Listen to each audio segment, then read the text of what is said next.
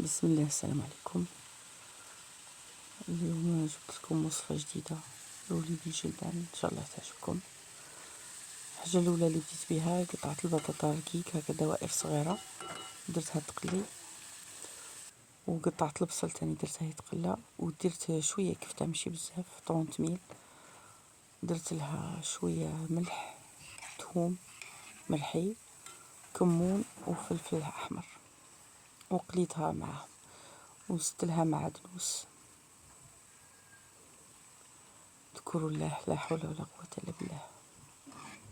اللهم صل وسلم على سيدنا محمد. وهكا من تقلات طفيت عليها خليتها تبرد. من بعد ستفت هذيك البطاطا قاع في السني، درت لها بابي كويسون ورق طهي، ومن بعد درت لها شويه فرماج شيدار باش يدير لها شغل كولا، هو اللي يلصقها.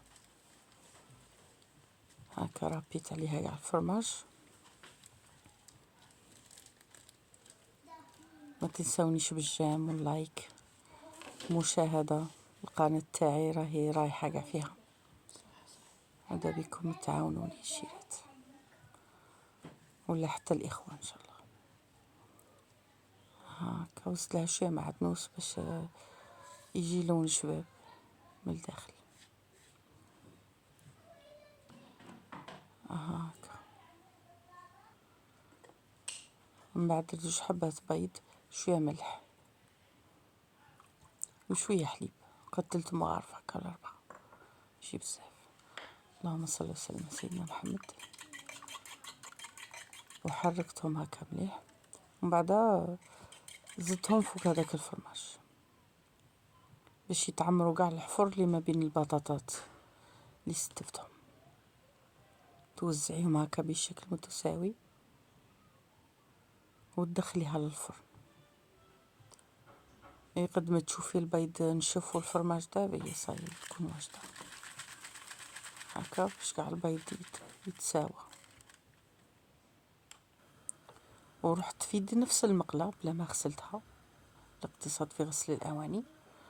في نفس المقله فيها الكوع تاع الكفته، درت لها شويه بصل رابي، شويه بصل ماشي بزاف، ودرت الجلبان. كان عندي قد رطل هكا جلبان، درته يتقلى ودرت له الماء والزيت وخليته يطيب حتى طرى. ما ديرولهش الملح في الاول، الملح حتى في الاخر باش يطيب لك بالخف. غطيته وخليته يغلي باش يطيب مليح. من بعد جبت هذاك البطاطا تاعي كانت وجدت نشوف البيض، زدت عليها الكفته هكا وسويتها كاع مع الجوانب وكاع، وزدت لها واحده جبن.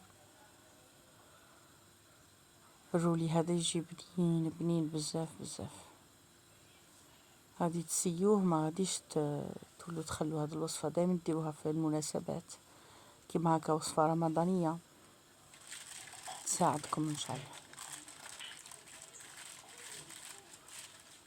ولا يجوكم ضياف تجي مليحه. وبقيت نقلع في الكعط والرولي. ما تنسونيش الجام، طلعوا لي لاشين الله يحفظكم.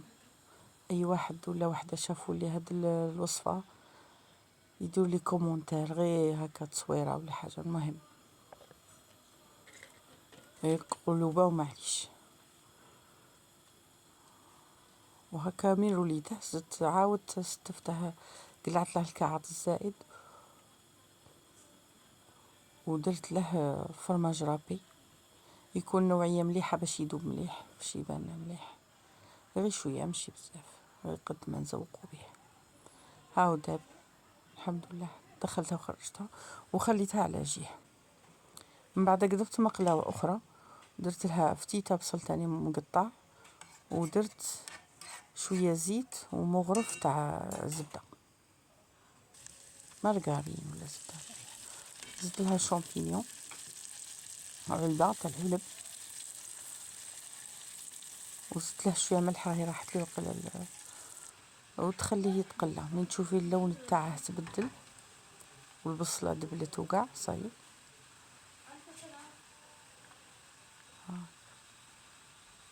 تزيدي له الجلبان هذاك اللي كان طاب، تكوني درتي له ملح مع التالي، غير شويه ما تكتروش، وتخلطيهم في رحبه يتقلاو يتصوطاو شويه. من يتصوطاو نزيدو لهم الكريم فريش.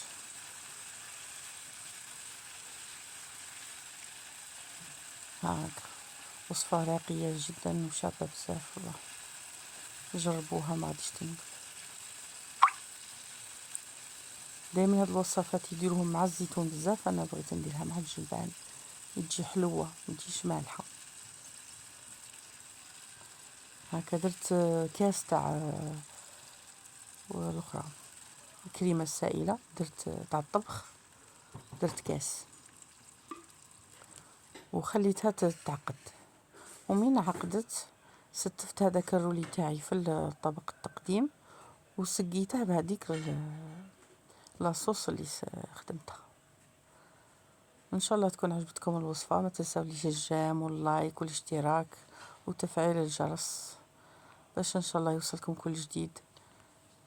وزوروا قناتي راه فيها وصفات عده، ان شاء الله تنال اعجابكم. صحه رمضانكم، السلام عليكم.